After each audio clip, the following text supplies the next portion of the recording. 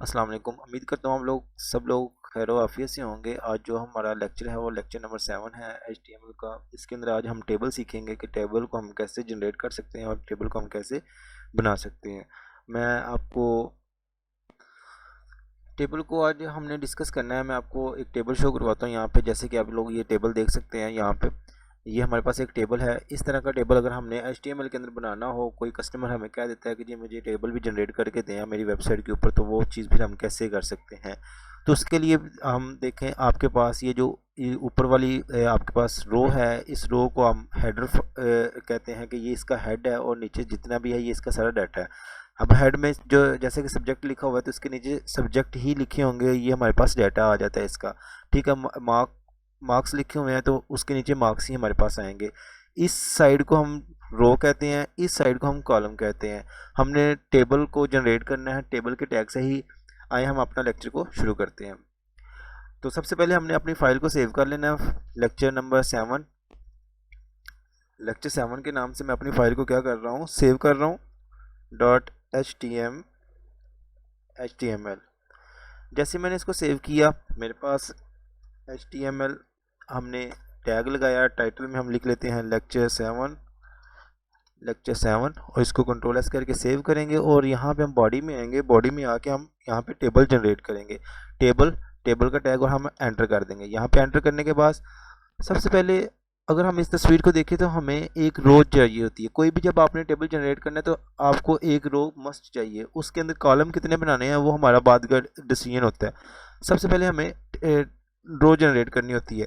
तो इसी तरह टेबल के अंदर जब आपने रो जनरेट करनी होती है तो टी आर के नाम से होता है। टी मतलब टेबल, आर मतलब रो, टेबल रो।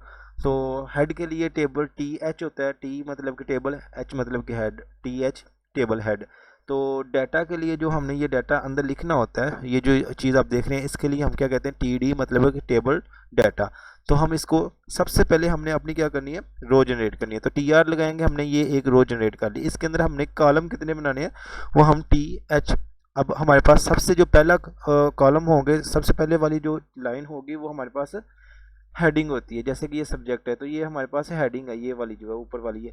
तो जो सबसे टॉप पे लिखा जाता है वो हेडिंग होती है। तो उसको सबसे पहले हमने ठीक करना है अपने मुताबिक। तो हम यहाँ पे उसके लिए टी एच इस्तेमाल करते हैं। जैसे मैं टी एच लिखूँगा, टी एच, ये हमारे पास टेबल डाटा आ जाता है। ठीक है, यहाँ पे मैं कोई भी नेम लिख देता हूँ एंड, ठीक है, मैंने यहाँ पे नेम लिख दिया। मैं यहाँ पे लिख देता हूँ सब्जेक्ट। उसके बाद एक और मैं जनरेट करता हूँ टेबल हेडिंग। इसमें मैं लिख देता हूँ मार्क्स। यहाँ पे मैंने लिख दिया मार्क्स। उसके बाद मैं एक और जनरेट कर लेता हूँ टेबल हेडिंग। यहाँ पे मैं रोल नंबर। उसके बाद मैं एक और जनरेट कर लेता हूँ, और इसके अंदर मैं लिख देता हूँ ग्रेड, कि ग्रेड कितना आया हमारे पास। ठीक है, अब इसको मैं कंट्रोल एस करके सेव करूँगा और अपने ब्राउज़र में जाऊँगा और मैं देखूँगा कि आपके पास कुछ इस तरीके के साथ ये शो हो रहा होगा। ठीक है, अब हमारे पास ये एक रो जनरेट हो चुकी है, और 1 2 3 4 ये हमारे पास कॉलम जनरेट हो चुके हैं। आपको अभी ये इस चीज़ की समझ नहीं आ रही होगी क्योंकि इसके ऊपर कोई लाइनिंग नहीं लगी, वो आपको ऐसे लग रहा है कि सीधा सीधा लिखा हुआ है। एक और हम रो जनरेट करेंगे जो इसके नीचे आएगी, इसके नीचे। तो उसके लिए फिर हम फिर से टी आर दोबारा से जनरेट करेंगे। टी आर लिखेंगे, जैसे इसको हम नीचे कर देंगे, और सेम उसी तरह जैसे हमने टी एच लिखा था। अब हमें डाटा चाहिए, हेडिंग तो हमारी होगी, अब हमें डाटा चाहिए। तो डाटे के लिए हम टी डी इस्तेमाल करते हैं, टी डी। ठीक है, और इसके दरमियान अब सबसे पहला था हमारे पास टी एच में सब्जेक्ट। तो हमेशा फर्स्ट में क्या आएगा, जो फर्स्ट में है वो उसी के नीचे फर्स्ट में वही लिखना है। तो मैं यहाँ पे लिख देता हूँ कंप्यूटर। मैंने यहाँ पे कंप्यूटर लिख दिया। उसके बाद मैं एक और जनरेट करता हूँ टी डी। अब टी डी में आप देखें कि मेरे पास मार्क्स है। तो कंप्यूटर के मार्क्स कितने हैं हमने ये बताने हैं। मेरे फॉर एग्जांपल 100 में से 85 मार्क्स हैं। उसके बाद फिर से मैं एक और टी डी जनरेट करता हूँ, और यहाँ पे थर्ड पे हमने क्या बताना है, रोल नंबर। तो हमने अपना यहाँ पे रोल नंबर बता देना है। जैसे कि कोई भी हमारे पास रोल नंबर होगा, मैं 2000 1999 कुछ भी हमने रोल नंबर लिख दिया।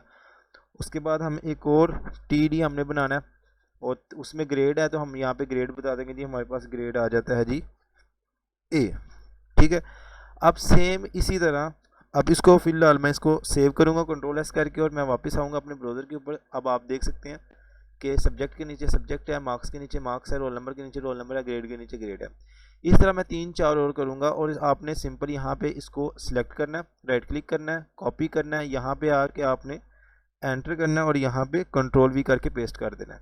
Ctrl+V करने के बाद पेस्ट करने के बाद यहाँ पे आप सब्जेक्ट का नाम चेंज कर दें। मैं यहाँ पे लिख देता हूँ फिज़िक्स, इसके मार्क्स मैं कर देता हूँ 90, इसका रोल नंबर मैं कर रहा हूँ चेंज और इसके मैं कर रहा हूँ A+। ठीक है, फिर Ctrl+V दोबारा से करेंगे, फिर से आ जाएगा वो हमारे पास। यहाँ पे मैं लिख देता हूँ मैथमेटिक्स और इसके मार्क्स मैं कर देता हूँ 95 और इसका भी रोल नंबर मैं चेंज कर रहा हूँ, कोई भी रैंडम सा रोल नंबर लिख रहा हूँ और इसका भी मैं A+ कर रहा हूँ। अब मैं एक और रो जनरेट कर देता हूँ सेम ऐसे ही। यहाँ पे मैं लिखूँगा इंग्लिश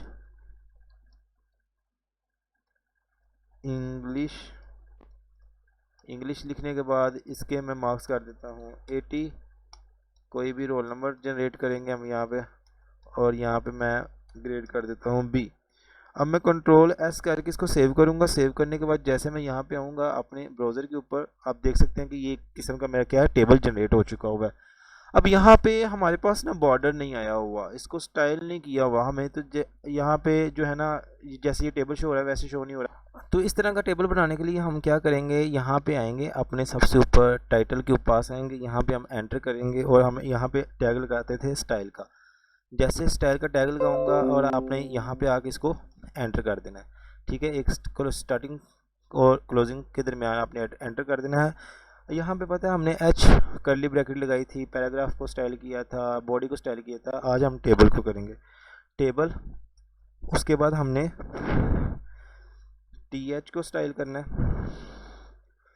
फिर हमने TD को स्टाइल करना है और यहाँ पे करली ब्रैकेट लगाएंगे और ये हमारे पास आ जाएगा।